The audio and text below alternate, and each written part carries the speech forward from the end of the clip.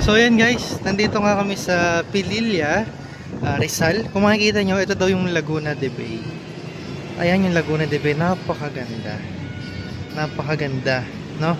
Nandito kami sa view deck, no? Makikita nyo ito, madami mga riders na pumupunta rito. Ayan, no?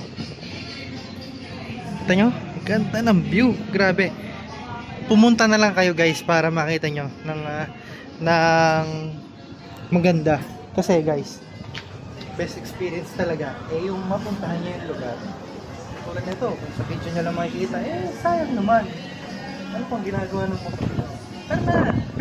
Rides tayo dito sa Pililla.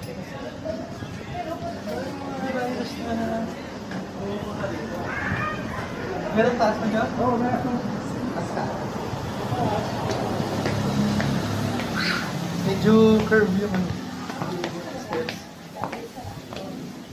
What's your step? Wow! Meron din pala dito.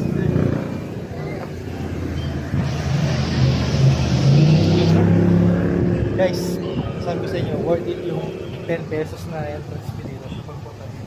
Makikita nyo ito kagandang view. May yan lang. Ayan yung lugar, Pililla View Deck KM64. Ayan, puntahan nyo na lang ito. Pin na lang natin sa comment section siguro yung maps na 10 pesos lang yung entrance eh. Pwede ka na tumambay dito. Hindi ka alam kung hanggang ilang oras pwede tumambay dito. Parang wala namang limit yung oras na pagstay nga dito. Best ko pa, lamig ng hangin. Limit yung